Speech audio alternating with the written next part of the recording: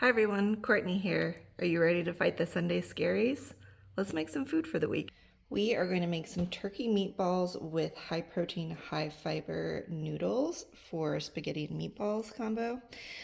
You can use gluten-free panko. I'm super into gluten-free stuff, but sometimes it's hard to find, so I'm just using the regular panko for this time. Worcestershire sauce gives a nice meaty flavor to it. Because you're kind of using ground turkey, it doesn't necessarily taste like beef by any means, so this kind of helps with the flavor. I like a little spice, and Cholula is my go-to for that. And then the mustard gives a little extra flavor to it. I'll also be adding garlic, salt, and regular black pepper.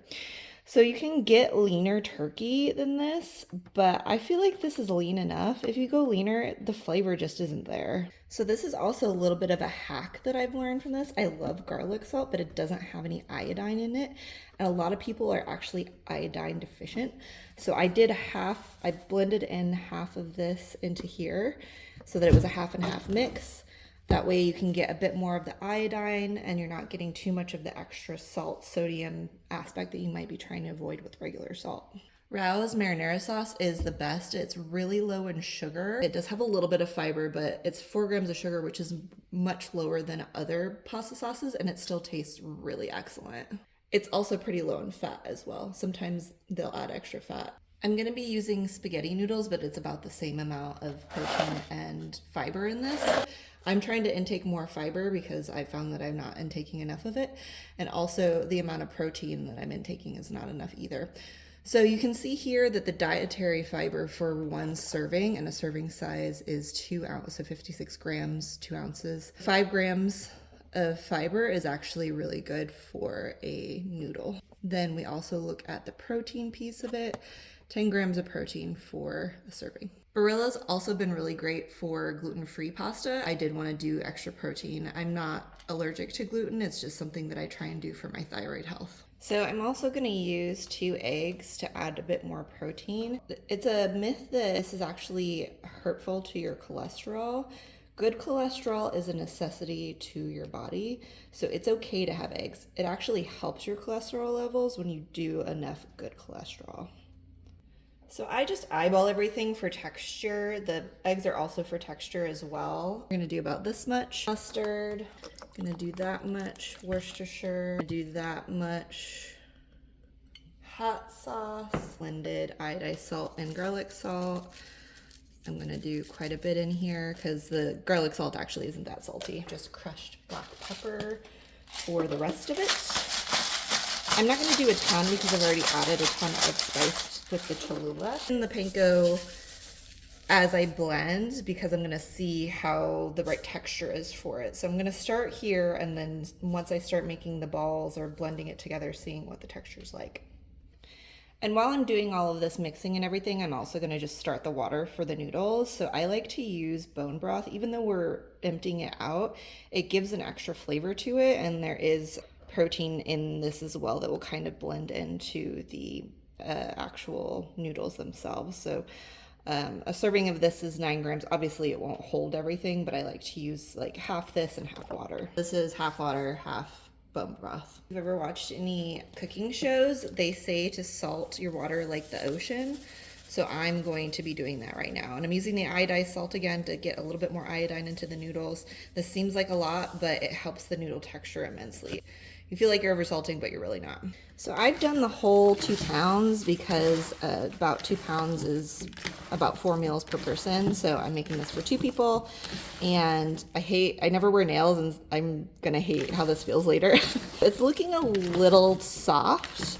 So I'm gonna wash my hands and then add more panko to it because it's seeming a little too thick for the texture.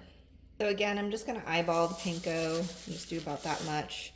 We're gonna blend it up again just to see what exactly is going. I'm trying to decide if I want to pan fry these meatballs or if I want to do the oven. I use avocado oil for most things because it has a high heat point. if you burn your oil, it's actually a problem and it's unhealthy for you. So avocado oil has a super high heat point. I don't totally remember the heat point, but it's one of the highest out there. This is looking like a pretty good texture. It's very cold too. If you do this at more room temperature or not straight out of the fridge, it's kind of helpful, but that looks like a good texture once you actually make it into a ball. Nothing's sticking to my hands, and it just overall feels like a good texture for a meatball. So I feel like this is way too big for a meatball, for like spaghetti and meatballs. I'm actually gonna weigh them out just to get a visual of how much like maybe an ounce looks like. I'm gonna roll up just a little, I don't even have to roll it up and just kind of pop it in there. That's probably a good size, so I'm gonna use this as my reference size for the rest of them, but I do love this scale. I use it for everything. I use it for when I'm putting together my food. About 4 ounces of meat is a normal amount of ounces that you should be having for a protein on any given meal.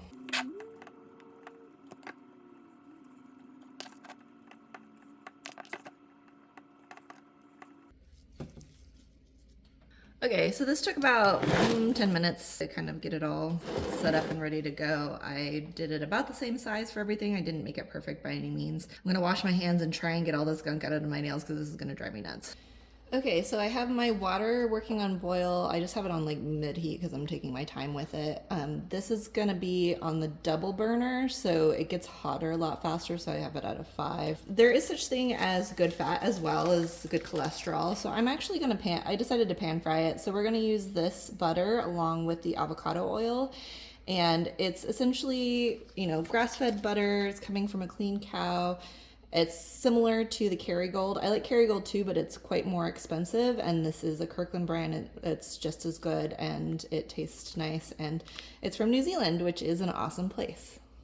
I'm also a good proponent of cleaning after, especially with poultry. Poultry is really dangerous to have on anything. I did drop a few pieces on the surface, so I'm going to just wipe this down because you don't want to get salmonella. So you'll notice that I have a lowered table here. That's because I'm in a wheelchair, so we're doing it this way. I'm just gonna start with like this much butter to kind of start with because we're gonna be doing a lot of batches of it since we're just doing one pan. And then I have my avocado oil, which I have in here.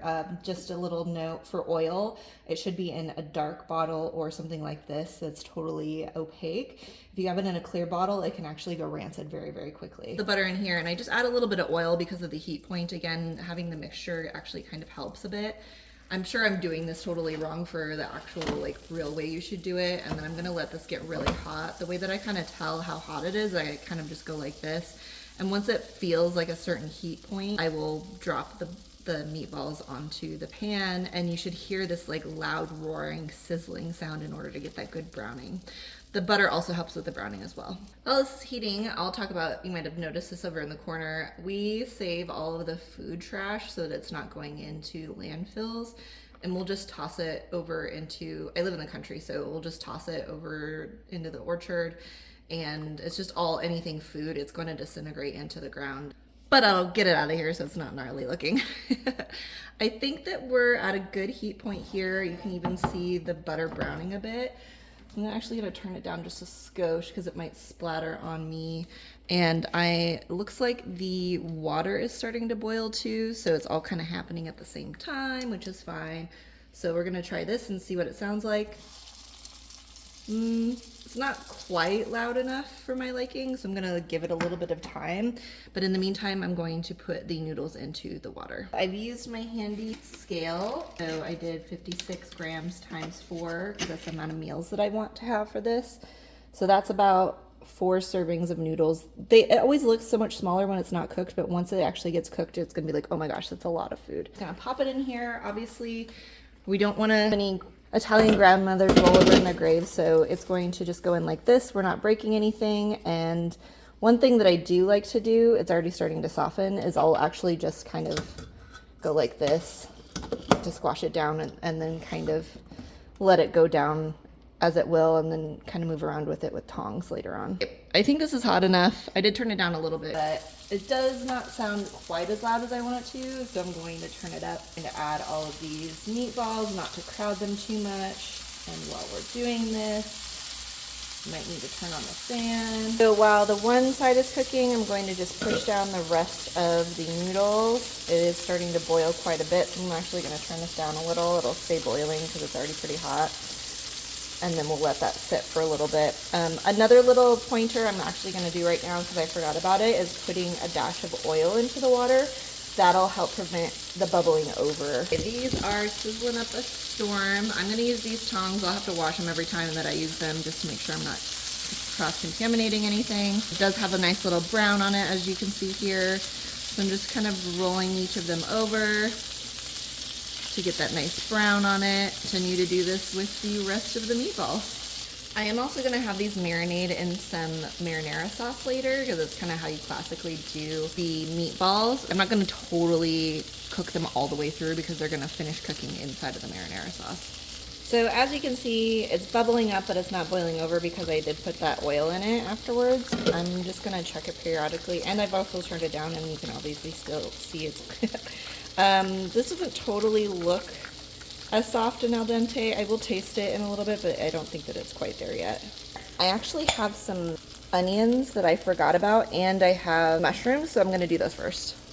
So sometimes you need to pivot. I totally spaced out on the onions, so I'm going to do that now, and I'm actually gonna cook it into the meat pan because it'll give that extra meaty flavor to the onions themselves. So there's a trick to cooking or cutting onions. Get all the skins off, obviously, and kind of take all the pieces off. I'll grab my handy dandy bucket for the food stuffs in a little bit, and so we're gonna just take off this part first. Okay, so I've taken off the outer portion. So there's a trick to doing these in an efficient way so you're not sitting here forever crying your eyes out. So you're actually going to cut, so we already cut the butt off of it, and then we're gonna actually cut down like this for in half. That wasn't totally half, but whatever. And then we do it long ways like this. You do it like that, and then once you do that, then you can cut like this, and it gives you nice dices. And then that way you're not spending a really long time doing all of the chopping. Probably will chop this a little finer because I don't like it super thick, but it's really up to you on how much you want to do on that.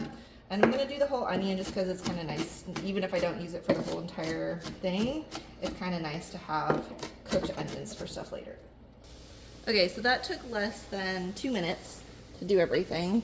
I'm gonna just add a little bit more oil to this. Cook this until the onions are see-through. So you'll see there's a little bit of browning in there. It's just from the butter that's still in there, and we will cook these up until they're see-through. So meanwhile, we have this still going. I think that they're probably pretty close, which is fine. We'll just kind of pivot from it. Again, stuff happens. I totally forgot about those things, and so it is what it is. So this seems pretty loose on here, so I'm just gonna try a bit of it. You can taste the saltiness. I think these are at a good point. So I'm just gonna drain this and then add a skosh of the marinara sauce so that the noodles don't stick together. Shoot, I should have waited to cook this because I had totally forgotten about the onions and the mushrooms, but it is what it is. This lid actually has a handy strainer on here, so all I have to do is bring it over to the sink and then drain it out from there.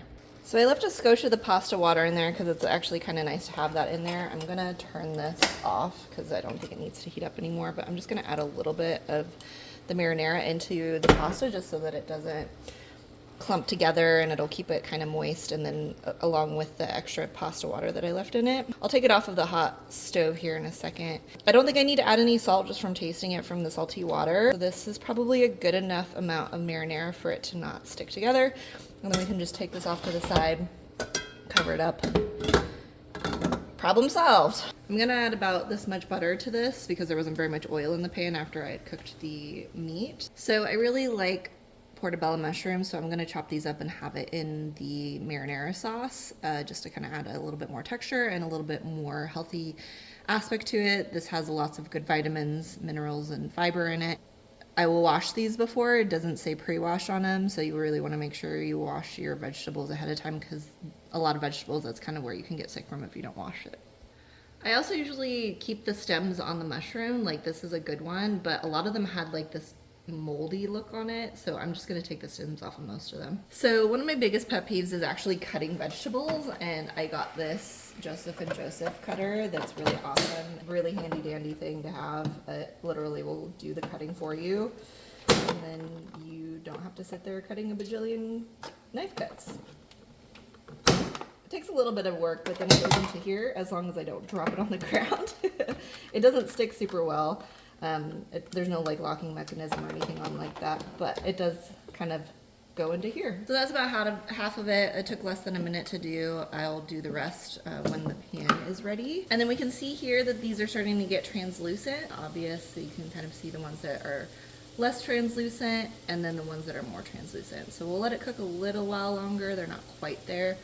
And then another thing, when we put the mushrooms on, we'll take these off and put them in a different container for now. Probably start the marinara mixture, and then I'll add these onions to it in a minute. So while all that's cooking, we do want to have the marinara kind of blending together, and this is going to be where the meatballs go in and cook for the rest of the amount of time that we have. We have more meatballs to cook. I didn't get to cook all of them because I realized my boo-boo. I'm just going to add a good chunk of these translucent onions to add flavor. I'll be adding more marinara, but this is kind of a smaller pan, so I don't want to do too much and then run out of space for the meatballs once this actually heats up. So I'm going to cover that up so that it starts to warm up, and then the flavor of the onions will kind of help blend into the existing sauce. The pan is still hot. I added a little bit of avocado oil to this, and we're going to put this much in.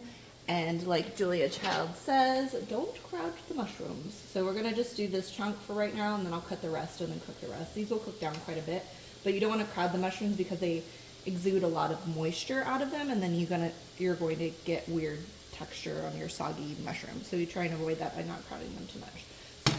My plan was to have this for my lunches, so I'm going to just meal prep. I really like these, they're glass. So when you reheat them, you're not reheating in plastic. Plastic's not good for you, especially if it gets heated.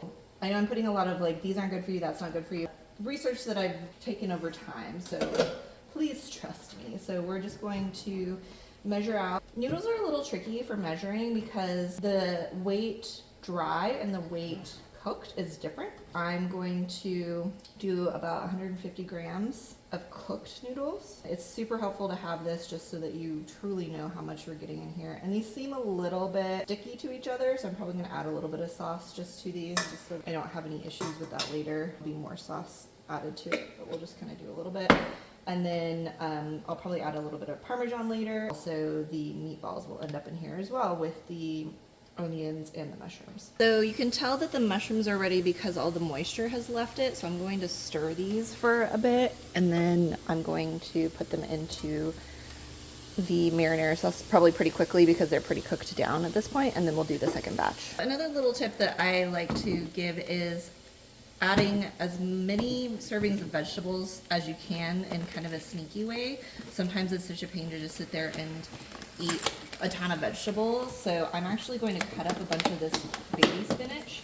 I just like the texture of baby spinach better than regular spinach, and then it's going to go into the marinara sauce as well. So really, really finely chop this and kind of just toss it in there. So I've cut it up pretty fine. I don't like having like huge pieces in here because then the texture kind of gets to me. So once this cooks down, it should be pretty indescript inside of the marinara. So I try not to use too many extra things, so I'm going to actually just put the marinara, now that we're done with the noodles, I'm going to put it into this pot because it'll just make my life easier, and then I'll probably just clean this so that I can be done with it. But trying to do many things at once, but I think it's kind of good to keep the ball rolling on everything. So we're going to work on the marinara here. It's getting a little thick, so I might actually add some bone broth to this just because I've added so many vegetables to it. It's getting a little thick, so I think adding the rest of the marinara sauce and then also doing some bone broth will help with the viscosity. So another little trick that I like to do is I want to make sure that I can get all of the sauce out of the bottle as much as I can. So I'm going to actually add the bone broth in here, and I also like to add a little bit of red wine to my sauces. So I'm just going to mish that in there and then shake it up and then pour it in. So we're just shaking it up to get all the extra stuff out of it, and then we're just pouring it straight into here, and then when we're done with that, we can cover this up. I might stir it a little bit just so that it gets blended in, and then it will reduce down. And it kind of smells like wine and red sauce, which is always kind of nice. Marinara is at a low boil, so this is when I'm going to pop in the seared meatballs. We'll kind of just let them cook in there. We'll take them out separately with a little bit of sauce left on them, but it's kind of just a nice way to add some extra flavor to it. So have that little bit of meat sauce flavor. I put about 3/4 of the meatballs in here and it's getting pretty full, so I'm going to just leave this as is and let it low boil. It is not really reduced enough for me, so I'm going to leave the lid off for a little bit to let some of the stuff evaporate from it. So this probably seems excessive, but I like to use the thermometer just to double check everything, especially with poultry, just to make sure that it's cooked enough. But I also don't like dry food, so I want to make sure that it doesn't overcook as well. So this is the end result. Since I know that the meatballs were about an ounce each, I just did 4 meatballs for 4 ounces. This comes out to 565 calories, 25 grams of fat, 52 carb, 9.4 fiber, which is really good for a meal, 35 protein, which is also great too, and 8 grams of sugars. So this is actually a little bit of a heavy meal. This is actually the biggest meal that I have as lunch, so I'm okay with this amount. If you're wanting to bring down the fat, you would do maybe less of the meat. If you're still needing that more protein, then you maybe would want to buy the lower fat ground turkey that I mentioned earlier. The carbs as well is mostly from the noodles. I don't think that carbs are your friend, they're your fuel, so it's not bad to have carbs for that. The fiber is excellent. 9.4 grams is quite a bit. You should be getting at least 25 grams of fiber a day, so that's a good chunk of stuff. And then there's probably about 2 servings of vegetables in here. Good fat is not bad for you. It's the saturated fat that gets you. So this will actually be about 8 meals total, so 4 meals a person, and the rest of it's cooking right now.